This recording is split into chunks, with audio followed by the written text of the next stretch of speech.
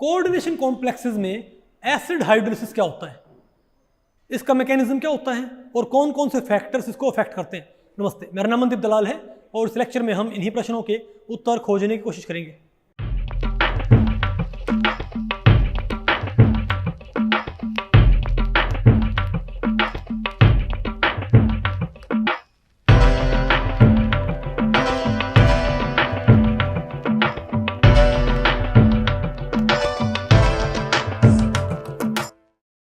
Okay, तो भाई अब हमें क्या पढ़ना बताओ। Acid hydrolysis in octahedral complexes. देखो भाई, इससे पहले टॉपिक में हमने ये पढ़ा था कि ligand displacement reactions in octahedral complexes, isn't it. और हमने एक बात बोली थी कि अगर ligand displacement in octahedral complexes, वहां पर OH और H2O, अगर एंट्रिंग ग्रुप क्या है, OH या H2O, तो बहुत इंपॉर्टेंट है भाई। अगर H2O क्या है, एंट्रिंग ग्रुप, अगर H2O क्या करता है, किसी प्रीवियसली अटैच्ड लिगेंड को रिप्लेस करता है, उसे क्या बोलेंगे, एसिड हाइड्रोलिसिस। और अगर OH करता है तो बेस हाइड्रोलिसिस। और भाई इंपॉर्टेंट है नहीं ये, तो भाई यहाँ पर हम इसको बाकायदा हमने भाई एक टॉपिक के अंदर पढ़ना है, ठीक है। तो क्या बोलेंगे इसको हम, acid hydrolysis in octahedral coordination complexes. तो पहले क्या पढ़ते हैं, पहले क्या पढ़ेंगे भाई बताओ, डेफिनेशन, फिर क्या पढ़ेंगे इसका मैकेनिज्म, फिर क्या पढ़ेंगे factors affecting rate of acid hydrolysis. तो पहले तो क्या देखते हैं, definition of acid hydrolysis in octahedral coordination complexes.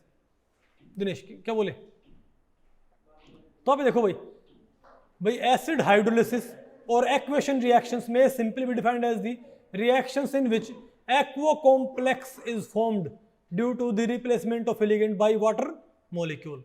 यानी किसी कॉम्प्लेक्स के अंदर, किसी प्रीवियसली अटैच्ड, किसी ऑक्टाहेड्रल कॉम्प्लेक्स के अंदर किसी प्रीवियसली अटैच्ड लिगेंड को अगर कौन रिप्लेस कर दे, वाटर मॉलिक्यूल, यानी कि वही, तो इसे हम क्या बोलते हैं, एसिड हाइड्रोलिसिस या एक्वेशन रिएक्शंस, ठीक है।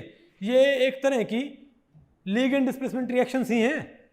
नहीं बात आपको पहले पड़ी क्या भाई, देखो बताओ, नजर आया आपको, अरे भाई MA5L है ना, तो वाटर ने बताओ क्या किया, इसको L को भी रिप्लेस कर दिया ना, तो क्या कहलाएगी एसिड हाइड्रोलिसिस, ठीक है। इसकी क्या है डेफिनेशन। अब तो क्या पढ़ते हैं, mechanism of acid hydrolysis reaction. अब आपने भाई इसका मैकेनिज्म पढ़ना है। देखो आपको मैकेनिज्म आपको पता है नहीं भाई, आपको क्या पता ये SN1 से हुई कि SN2 से हुई भाई, ठीक है। तो आपने दोनों चेक करने हैं, ओके। तो बताओ भाई, तो आप ये बताओ हमारे पास बताओ क्या है MA, तो मैं कोई एसिड हाइड्रोलिसिस कोई रिएक्शन लिखता हूं, ठीक है। और भाई हम चेक करेंगे कि इसका मैकेनिज्म क्या है। अब क्योंकि स्टार्टिंग में जो काम हुआ था ना ये इन भाई कॉम्प्लेक्सेस के फील्ड में, वो कोबाल्ट के अमीन कॉम्प्लेक्सेस में था, क्या कोबाल्ट के, तो हम वही एग्जांपल लेते हैं, ठीक है बात। तो भाई मैं कोई रिएक्शन लिखता हूं, cobalt NH3, cobalt NH3 4 Cl2, cobalt NH3 4 Cl2, और भाई 1 पॉजिटिव, क्या, तो यहाँ पर कोबाल्ट की यहाँ पर भाई ऑक्सीडेशन स्टेट बताओ यहाँ पर क्या है, +3 है यहाँ पर भाई, ठीक है।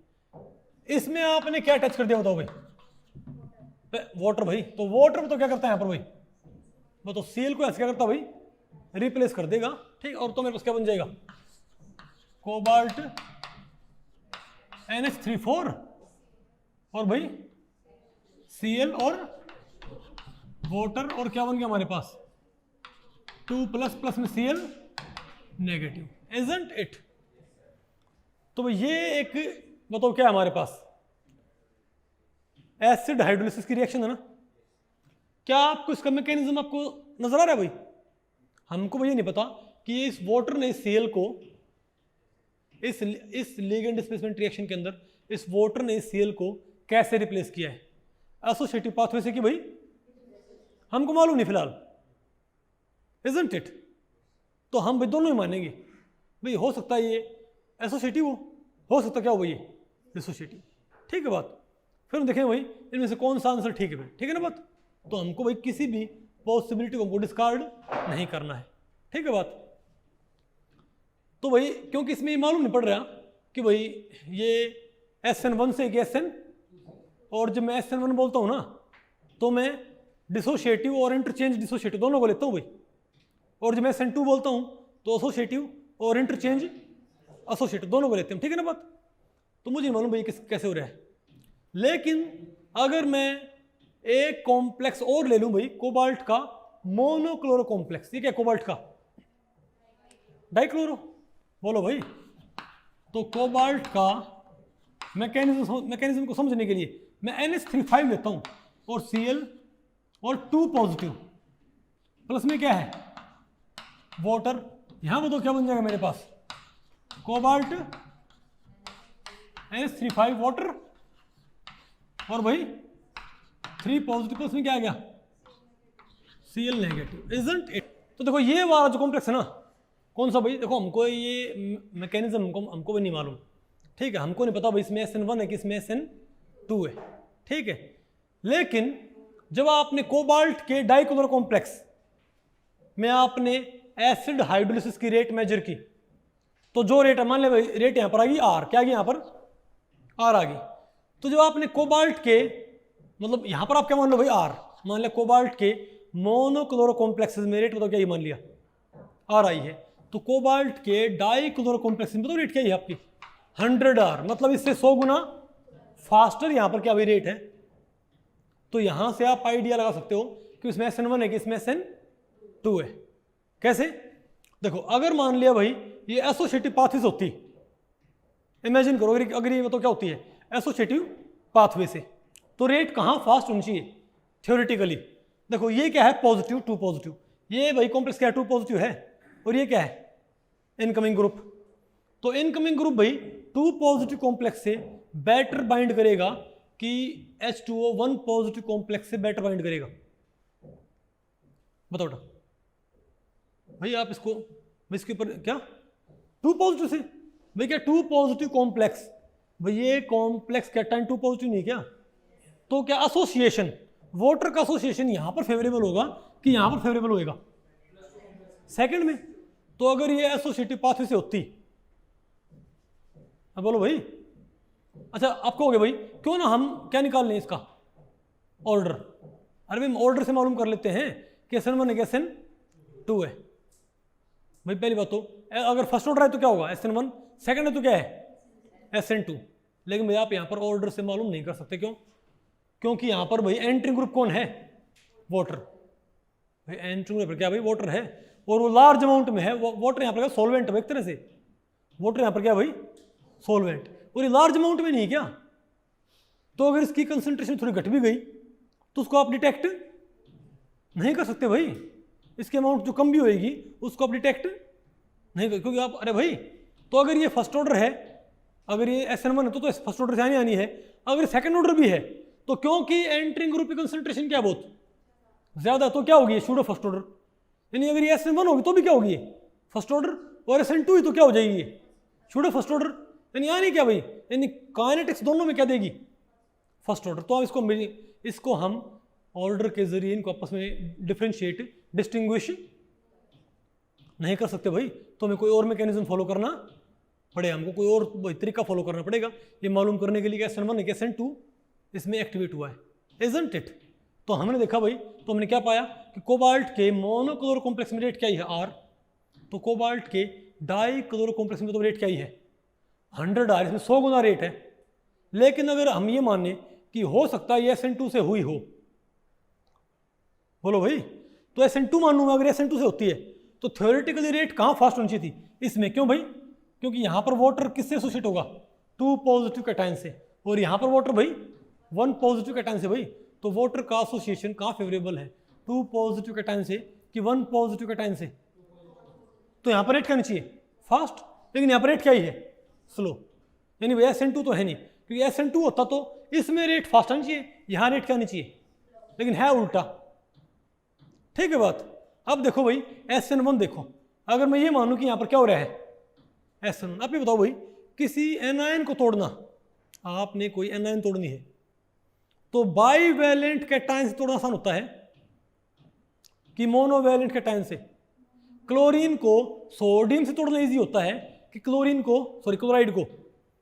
को सोडियम से तोड़ना इजी है, सोडियम 1+ से, कि कैल्शियम 2 पॉजिटिव से, सोडियम 1 पॉजिटिव से कैल्शियम अलग करना इजी रहेगा कि कैल्शियम 2 पॉजिटिव से, बोलो भाई, नहीं मतलब आपको पहले पड़ी। अरे कैल्शियम 2 पॉजिटिव से क्लोराइड सेपरेट करना आसान होता है कि सोडियम 1 पॉजिटिव से।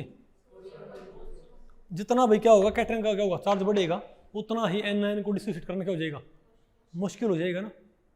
इस बात से आप एग्री करते हो क्या? Isn't it? वहां पर यहां आपने इसको कंसिडर नहीं करना है, ओवरऑल कॉम्प्लेक्स। क्या भाई? आपने ओवरऑल, क्योंकि आपने यहां पर इसको भाई कंसिडर कैसे करना है, हालांकि इसके अंदर कोऑर्डिनेशन स्फीयर से क्या हुई है, जुड़ रही है, बिल्कुल जुड़ रही है, लेकिन जब ये एक तरह से हुई आयनाइज ही होगी, एक तरह से क्या होगी भाई, पहले तो ये सेकेंडरी वैलेंसी में है, तो ये किस में जाएगी, पहले तो ये प्राइमरी वैलेंसी में जाएगी, ये प्राइमरी वैलेंसी में जाके सेपरेट तो होगी फिर ये। हम उस पर्सपेक्टिव से इस चीज़ों को देख रहे हैं भाई, समझ गए बात? तो आप ये बताओ, तो यहाँ पर तोड़ना क्या है, आसान हो, यहाँ पर तो क्या होगा, मुश्किल होगा ना। तो आप ये बताओ, अगर ये कैसे होता हो, बताओ, अगर ये ऊपर वाली रिएक्शन कैसे, अगर दोनों रिएक्शन कैसे होती है, SN1 से होती हो, तब बताओ नेट कहाँ फास्ट होएगी। तो डाइक्लोरो में सील तोड़ना, तो पहले स्टेप में तो यहाँ पर क्या होगा, अरे भाई पहले स्टेप में ऊपर वाली रिएक्शन कैसे भी करेगी, बताओ, कोबाल्ट NH3 4Cl2 1 पॉजिटिव, तो यहां पर Cl तोड़ दो, माइनस Cl, वो तो क्या बन गया मेरे पास, कोबाल्ट NH3 4Cl2 पॉजिटिव, ये बन गया ना इंटरमीडिएट। अरे बोलो भाई, दूसरे में तो क्या है मेरे पास, कोबाल्ट NH3 5Cl2 पॉजिटिव है, यहां तोड़ियो Cl तोड़ो, वो तो क्या बन जाएगा मेरे पास, cobalt NH3 3 positive, isn't it? तो मोनोक्लोरो कॉम्प्लेक्स में मोनोक्लोरो कॉम्प्लेक्स में क्लोराइड तोड़ने पर भाई, मोनोक्लोरो कॉम्प्लेक्स में क्लोराइड कैसे टूटता है, 1 पॉजिटिव से। और भाई सॉरी नहीं, डाइक्लोरो कॉम्प्लेक्स में क्लोराइड आपने कहां से तोड़ना है, 1 पॉजिटिव से, और मोनोक्लोरो कॉम्प्लेक्स में 2 पॉजिटिव से। तो आपके अकॉर्डिंग कहां पर डिसोसिएशन इजी होना चाहिए, यहां पर भाई। तो कौन सा, तो ये स्टेप स्लो होगा, मतलब ये दोनों स्टेप स्लो होंगे भाई। अरे SN1 में पहला स्टेप क्या होता है, स्लोएस्ट स्टेप, लेकिन रिलेटिवली फास्ट कौन सा हो इनमें से भाई, यहां पर Cl नेगेटिव टूटना क्या हो जाएगा, मोर फेवरेबल नहीं होना चाहिए क्या। तो अगर मैं SN1, अगर मैं क्या मानता हूं कि इनमें क्या होती है SN1, तो रेट फास्ट कहां नहीं चाहिए, इसमें, और इसमें, इसी में क्या आती है, रेट फास्ट आ रही है, इसमें रेट क्या नहीं चाहिए, स्लो बनी भाई, इसमें रेट स्लो आती है। तो अगर मैं SN2 मानता हूं, SN2 क्या बोलती है, यहां रेट फास्ट हो, यहां रेट क्या हो, स्लो। SN1 क्या बोलती है, यहां रेट फास्ट हो, यहां रेट क्या हो, और एक्सपेरिमेंटली यहां रेट फास्ट हो, यहां तो किसकी प्रिडिक्शन से एक्सपेरिमेंटल रिजल्ट मैच करता, बताओ भाई, SN1 की प्रिडिक्शन। तुम क्या बोलेंगे, बताओ भाई, बताओ यहाँ पर क्या हो रहा है, SN1 मैकेनिज्म के जरिए क्या हो रहा है भाई, डिसोसिएशन। आप इसको ऐसे ही मान सकते हो भाई। अरे भाई आप खुद सोचे, आप इसको एक तरह से वैसे भी आप देख सकते हो, इस चीज़ों को क्या करते हैं, एनालाइज करते हैं। 1 पॉजिटिव से यहाँ क्या बनाना होता है, 2 पॉजिटिव, और यहाँ क्या बनाना, 2 पॉजिटिव से 3 पॉजिटिव। तो 1 पॉजिटिव से 2 पॉजिटिव बनाना फिर भी क्या होता है, इजी। 2 पॉजिटिव से 3 पॉजिटिव बनाना क्या होता है, ज़्यादा मुश्किल। 3 पॉजिटिव से 4 पॉजिटिव बनाना क्या होता है, और भी ज़्यादा मुश्किल, बताओगे ना आपको। तो सिंपल सी बात है। तो भाई SN2 क्या बोलती है, रेट यहाँ फास्ट होनी चाहिए थी भाई। अगर इनमें SN2 होता तो रेट कहाँ फास्ट होनी थी, यहाँ रेट स्लो। अगर SN1 होता तो यहाँ रेट क्या होनी चाहिए, फास्ट, यहाँ रेट स्लो। एक्सपेरिमेंटल जो रिजल्ट है वो किससे मैच करता है, किसकी प्रेडिक्शन मैच करता है, जब मैं दोनों क्या मानता हूँ, डिसोसिएटिव पाथवे SN1। नहीं बात आपको पहले, तुम क्या बोलेंगे, बताओ यहाँ पर क्या हो रहा है। तो ऐसे बताओ मैं क्या मालूम पड़ गया, बताओ भाई, बताओ ऐसे में क्या मालूम पड़ गया कि बताओ एसिड हाइड्रोलिसिस का मैकेनिज्म क्या होता है, SN1 पाथवे के जरिए क्या होता है भाई, एसिड हाइड्रोलिसिस होता है। आसान है मुश्किल है, अरे बोलो भाई, आसान है, ठीक है, ओके। अब भाई हमको मैकेनिज्म मालूम, पिस्तौल जेल में आ चुका है, मैकेनिज्म मालूम हो चुका है भाई, आपने समझे क्या। पिस्तौल जेल में आ चुका है ना, शोले मूवी देखिए आपने। तो बताओ भाई factors affecting the rate of acid hydrolysis in octahedral complexes. भाई पहला बताओ क्या होता है, पहला कौन सा फैक्टर है जो कि एसिड हाइड्रोलिसिस की रेट को अफेक्ट करता है, बताओ कौन सा भाई? Solvation energy of the intermediate. ठीक है बात, सॉल्वेशन एनर्जी ऑफ इंटरमीडिएट। देखो यहां पर मैं भाई दो कॉम्प्लेक्स लिखता हूं, बताओ कौन कौन से। एक तो क्या हमारे पास, अरे भाई मेरे पास क्या है कोबाल्ट का, बताओ, अरे भाई बताओ हमारे पास क्या है, अरे भाई कोबाल्ट का क्या है, मोनोक्लोरो कॉम्प्लेक्स। अरे एक तो बताओ हमारे पास क्या है, एक तो हमारे पास ये वाला कॉम्प्लेक्स है, ये क्या भाई, क्या ये एक मोनोक्लोरो कॉम्प्लेक्स हमारे पास नहीं है क्या, है ना। और एक ये हमारे पास भाई कि कोबाल्ट मतलब कॉम्प्लेक्स रखो आप मोनोक्लोरो ही, ठीक है ना।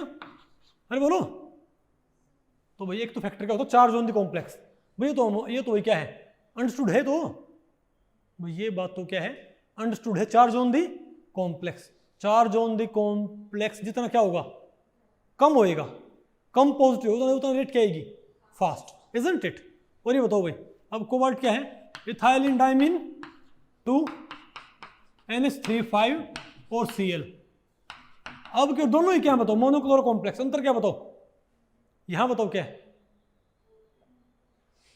भाई, दोनों ही क्या है, मोनोक्लोरो कॉम्प्लेक्स है, लेकिन यहां बताओ क्या है, मोनोडेंटेट लिगेंड्स। यहां बताओ क्या है भाई, दो क्या है, बाइडेंटेट लिगेंड्स, इजंट इट। तो यहां बताओ क्या बनेगा, इंटरमीडिएट। तो रेट ऑफ एसिड हाइड्रोलिसिस बताओ कहां पर फास्ट होएगी, बताओ। पहले स्टेप में क्या होगा, एसिड होगा ना भाई, पहले स्टेप में क्या होगा, Cl टूटेगा। तो यहां बताओ क्या बनेगा हमारे पास, इंटरमीडिएट कोबाल्ट NH3 अरे बोलो 3 पॉजिटिव। यहां बताओ क्या बनेगा, cobalt ethylene diamine 2 NH3 positive, isn't it. तो दोनों के बताओ क्या बने हैं, सेम, वो दोनों ही क्या बने हैं, 3 पॉजिटिव वाले इंटरमीडिएट। ठीक है, तो बताओ भाई इनमें से रेट किसमें फास्ट होगी, बताओ। जिसका दोनों के क्या है, स्लोएस्ट स्टेप, लेकिन रिलेटिवली तो फास्ट होगा, वहां पर रेट क्या जाएगी, ज्यादा आएगी। तो यहाँ पर रेट ज्यादा नहीं चाहिए कि यहाँ पर रेट ज्यादा नहीं चाहिए। यहाँ पे देखो कौन सा इंटरमीडिएट मोर फेवरेबल है, तो आपको क्या लगेगा कि भाई ये कॉम्प्लेक्स क्या है, कि ये इंटरमीडिएट क्या है, ये इंटरमीडिएट क्या है भाई, बताओ। इसमें चिलेशन नहीं है ना, लेकिन इस इंटरमीडिएट में तो क्या है भाई, चिलेशन। तो आप क्या मानोगे कि यहाँ पर तो क्या हो रखा है, मैं आपको कहोगे यहाँ पर क्या हो रखा है, चिलेशन हो रखा है। ठीक है, तो ये क्या होना चाहिए, स्टेबल। तो अगर इंटरमीडिएट क्या होगा बताओ भाई, आप तो मानोगे ना कि ये इंटरमीडिएट या ट्रांजिशन स्टेट किसके नीचे पड़ेगी, इसकी कि इसकी, नीचे वाले की। तो आपके अकॉर्डिंग रेट फास्ट कहां आनी चाहिए, नीचे वाले में। यहां पर रेट स्लो आएगी, इसमें रेट मेरे ख्याल से तकरीबन 5 गुना होती है ऊपर वाले में। मोनोडेंटेट कॉम्प्लेक्स में रेट क्या होती है भाई, 5 टाइम्स। मतलब यहां अगर रेट बताओ क्या है R, तो यहां 5R है। आप तो ये मानोगे ना कि यहां पर क्या रखा हुआ, चिलेशन। तो भाई ये चिलेट यहां पर क्या बन रहा है, इंटरमीडिएट या ट्रांजिशन स्टेट, चिलेशन वाली। तो आप मानोगे कहां नीचे, ये कहां नीचे भाई, नीचे नीचे। अरे भाई आप ये देखो, अगर ये स्टेबल तो ये भी तो क्या है, स्टेबल है। नहीं बात आपको पहले पड़ी, अगर सिर्फ ये तो कहां रह जाए, यहां रह जाए, और ये कहां रह जाए, ये सिर्फ ये नीचे आ जाए, तब तो क्या माने भाई कि गैप घटेगा रिएक्टेंट में और ट्रांजिशन स्टेट में। लेकिन भाई अगर इसकी ट्रांजिशन स्टेट क्या होगी, अरे भाई इसकी क्या होगी, ट्रांजिशन स्टेट नीचे होगी, तो इसका रिएक्टेंट भी क्या होगा, तो गैप तो क्या रहेगा, ज़्यादा रहेगा, इजंट इट। यानी ये कोई फैक्टर नहीं है। तो बताओ और फैक्टर तो हमारे पास क्या है भाई, फैक्टर है सॉल्वेशन। आप ये बताओ इसका सॉल्वेशन ज़्यादा होगा कि इसका सॉल्वेशन ज़्यादा होगा, बताओ भाई। आपको पता, देखो दोनों ही क्या है, ट्राईवेलेंट कैटायन, दोनों ही क्या है, ट्राईवेलेंट कैटायन, इजंट इट भाई। लेकिन ये क्या छोटी कैटायन भाई, यहाँ पर क्या है, बल्कि ग्रुप्स नहीं क्या, इथाइलिन डाइमीन, तो यहाँ पर क्या बल्कि ग्रुप्स। तो ये कैटायन क्या है भाई, बड़ी होगी ना, तो बड़ी कैटायन का हाइड्रेशन क्या होता है, कम होता है ना। तो आपके अकॉर्डिंग यहाँ पर क्या होगा, हाइड्रेशन ज्यादा। अगर इसमें हाइड्रेशन ज्यादा होगा तो इसकी ट्रांजिशन स्टेट तो कैसे आनी चाहिए, इसकी भी क्या बननी चाहिए, नीचे बननी चाहिए ना। अरे बोलो इसकी तो क्या बननी चाहिए, ऊपर बननी चाहिए, क्यों। अरे बोलो भाई, इसका हाइड्रेशन क्या होगा, कम होएगा, इसका हाइड्रेशन क्या होगा, ज्यादा। तो इसके हाइड्रेशन के ज्यादा होने की वजह से ये कहाँ रहेगा, नीचे। अगर मैं एक ही पे इसको शो करना चाहूँ भाई, तो ऐसे नहीं जाएगा मेरे पास। तो ये बताओ किसका होना चाहिए, इसका, और ये किसका होना चाहिए। तो ज्यादा गैप कहाँ बनेगा बताओ, चिलेशन वाले। बात आपको पहले पड़ी, क्योंकि भाई चिलेशन यहाँ है तो रिएक्टिव तो है। दूसरी बात भाई, असली बात क्या है यहाँ पर, हाइड्रेशन की। ये एक बड़ा क्या बोलते हैं भाई, इंटरमीडिएट है या ट्रांजिशन स्टेट है भाई। लार्जर कैटायन का भाई क्या सोल्यूशन कम होएगा, सोल्यूशन कम होएगा तो कम स्टेबल होएगा। नहीं बेटा आपको भाई, अगर इसका सोल्यूशन कम होगा तो कम स्टेबल होएगा ना, तो कम स्टेबल होगा तो एनर्जी में क्या होगा, ये हाई, तो बैरियर क्या आ जाएगा इसके लिए, ज्यादा। समझ गए बात। तो देखो कौन सा एक बता फैक्टर क्या होता है इसको अफेक्ट करने वाला, सॉल्वेशन एनर्जी, इजंट इट। अब इसी बात पे आप मुझे ये बताओगे, ठीक है, तो आपको आपने ये बात समझ ली कि सॉल्वेशन क्या हो ज्यादा तो रेट क्या होगी, फास्ट, है ना। तो आप ये बताओ भाई, अब बताओ इसमें, अब बताओ इसके अंदर, अब ये क्या इन है ना, अब आप उसके भाई प्रोपाइलिन डाइमीन, क्या कोबाल्ट इन था, ये इन 2 था, अब P2 है, क्या है P2, बोलो भाई P2 चिंटू, तो P2 NH3 और Cl2 पॉजिटिव। तो आपके अकॉर्डिंग यहां बताओ क्या बना इंटरमीडिएट, बोलो भाई। तो कोबाल्ट P2 NH3 पॉजिटिव। तो आपके अकॉर्डिंग बताओ रेट, बताओ फास्ट कहाँ होनी चाहिए, ऊपर वाले में भाई रेट फास्ट होनी चाहिए। यहाँ ना आपका हो गया भाई। अब इन दोनों में क्या है, ये वाली कैटन क्या भाई स्मॉलर, और ये वाली कैटन क्या भाई लार्जर। तो आप अगर भाई यहाँ पर कौन सा फैक्टर लगाओगे, सॉल्वेशन एनर्जी का, तो रेट कहाँ फास्ट होनी चाहिए, यहाँ पर ना भाई, क्योंकि भाई जो इन है पीन उससे भी क्या है बड़ा लिगेंड, इजंट इट। अरे बोलो भाई, तो भाई पीन और भी क्या है बल्कि लिगेंड भाई, उसकी वजह से क्या इस इंटरमीडिएट या ट्रांजिशन स्टेट का साइज बढ़ नहीं जाए क्या, सॉल्यूशन क्या इसका कम होगा ना। तो आप मानोगे भाई सॉल्यूशन ज़्यादा इसका है तो यहाँ पर रेट करनी चाहिए, इसका सॉल्यूशन ज़्यादा होगा तो ये स्टेबल होगा, और जितना इंटरमीडिएट क्या होता है स्टेबल, उतना गैप क्या होता है बैरियर कम होता है, रेट फास्ट होना चाहिए। लेकिन रेट वही यहाँ पर आर आई ना, तो यहाँ पर 2R आई, यहाँ पर डबल रेट आई। आपको ऐसा क्यों भाई, क्या भाई, क्योंकि यहां पर हाइड्रेशन एनर्जी वाला फैक्टर ना, वो तो क्या कहता है कि किस में रेट फास्ट होनी चाहिए, यहां पर भाई, इजंट इट।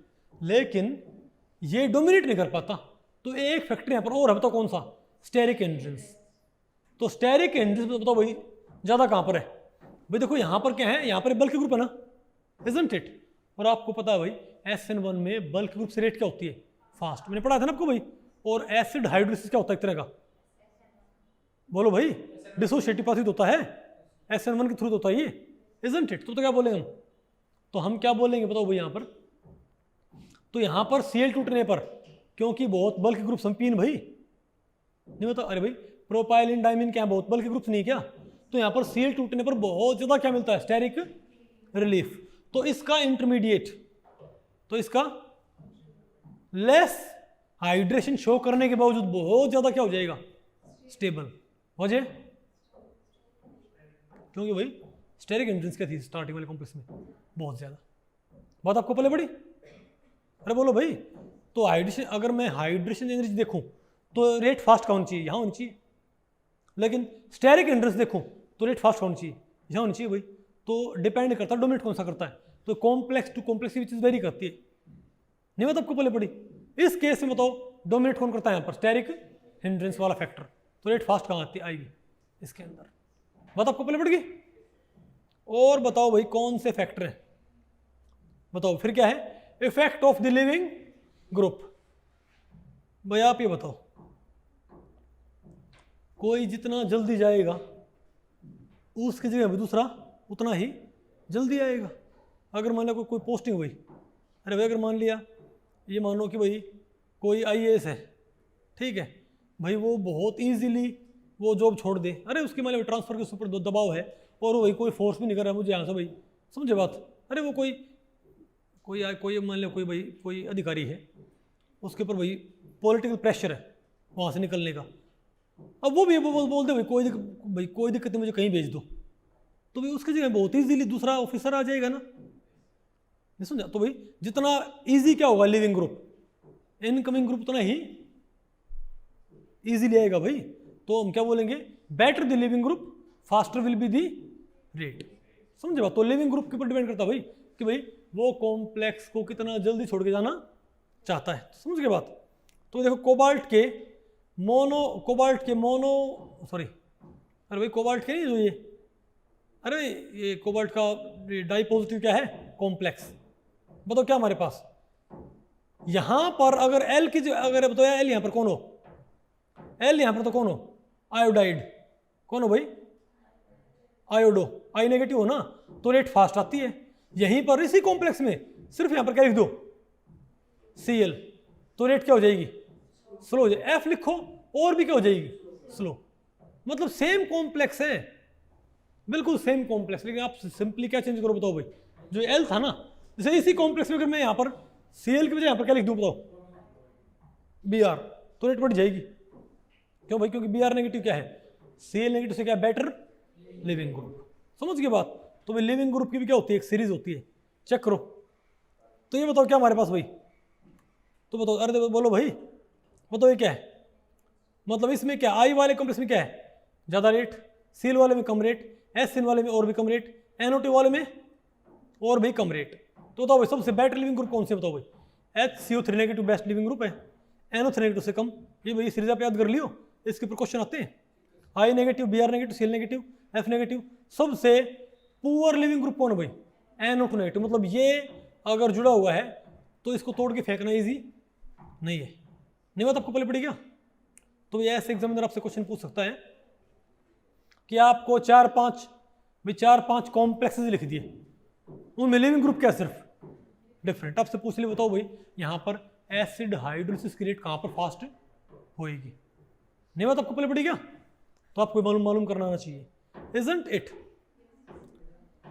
ओके तो बताओ भाई, अब भाई बताओ question, the rate of acid hydrolysis will be fastest.